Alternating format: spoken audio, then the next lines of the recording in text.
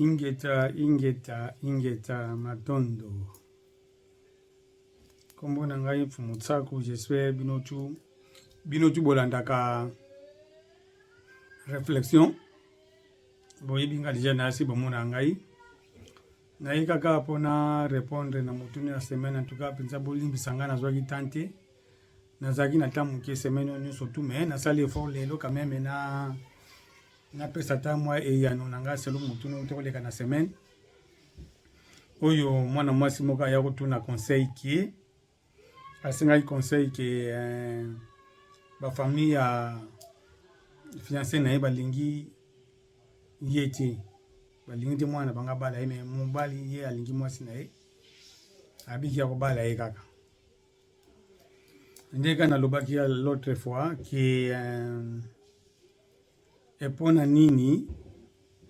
eloko nini esali ke famille wana baboya yo famille bakoboya ka mutu kaka ndenge wana te donc oya aussi sa question na yo te to obimisaki maloba oyo ya yo nyonso tout yo ya kopesaka part oyo ya yo oyo ko favoriser yo ke yo balingi yo te so pourquoi balinga yo te eloko nini elekaki po balinga yo te eloko nini elekaki na kati wana po balinga yo te eske baboya ka mutu ka pamba boye asali na ye eloko te alibama bwandi koboya ye est-ce que zalaka il faut ya oyebisa bato osalaki nini eloko nini elekaki po bango banda koboya yo bon nayebi ke ta mosusu kolingana koya te po yo zuzu ka kote na yo mais ozo pena kote na bango eloko nini bazoboyela yo mituna na question de ngwana po soko eloko eza nango te jamais bakoboya kaka mutu boye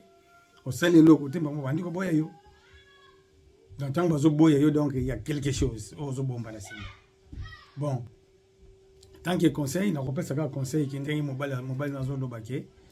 ya lingi yo kaka ya kobala yo omoneza na l'église bokendaka ba passer na bino batuna ka bino ke apamba pambola bino déjà bosilisaki makambo ya famille déjà bobala na kina famille pourquoi batuna ka ndengwana parce que libala ezaka libala ya famille na ndimite okubenga ba camarade mobali na yo to ba vie na yeka ya quartier baya osala libala na yo na ye balobela ye na compte tant que ba famille ba koyate balingi te parce que famille ezali fondation kolinga te otonga ndako ezanga fondation nango eza mabe ndako ne ko umela te yo olingaka te obota ma africain olingaka te obota ma bantu olingaka te obota ma kotubimela nzambe muta plasaki yo esika wana alors soki nzambe place yo esika moko boye fo landa kutimi esika wana ezeto yo kosala oyo ya yo ya komposer parce que oza mundele te ba mindele mutu babala naka ye na mwasi ne pe batu bakoza famille bakoza te bakena mairie o ba okene église moko boye babala na bango biso za kande wana te tuza ba africain famille il faut za la wana alors ko yanda balo yenge ya sentiment ya mobali na yo so bukote boza ba sentiment na bino o bo sala ka wana o jenga na ko balo sa bamba za la lukuta luvunu conseil nga na ko pesa yo faut se concilier liboso na famille oyebe loko nini bango balingi pourquoi bazoboya yo po bakoboyo kaka ndenge wana te donc okene ba sentiment te ndeko na mwasi na zobisa po bato ebele surtout bana basi ebele bawena ba sentiment bango eza libala na yo libala ezaka bato mibale bobana na bino non luvunu biso ba africain libala na miso bandaka na famille esalamaka na famille po parce que libala oyo ya église nzamba yebi yango te biso pone mse libala église ezalaka nango te po parce que ezapena ba bible na bino botangaka libala ya église ezalaka te voile ezalaka te d'autres ndemte ezalaka na famille faut que bakende kopesa d'autres famille na yeba ya kopesa ya kobala yo yangwana libala alors soka zoyebisa yo ki ayoki bilengi na yo po yoki bilengi no te tokoza na kabino mibale alors so bo yoka biso te kobala ne mais ba conséquence ko ya ba conséquence ya kambango ya po parce que famille azati alors eloko nyonso te banda na fondation tant fondation eza malamu makambo to ekende malamu alors onga ngana biso ka yangwana donc ozana des choses à kosala oyebisa biso pona nini bazoboya yo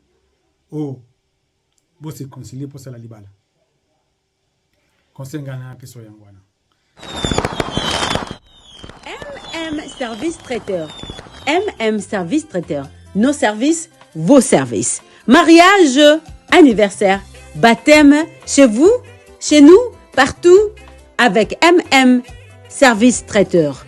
Sur place et bien sûr, importé et pourquoi pas, nous sommes là pour vous. Notre numéro 06 14 49 23 11. Encore 06 14 49 23 11 France. Route de Vaucelas 91 580. Avec nous, MM Service Traiteur, super cool, super chic. À manger,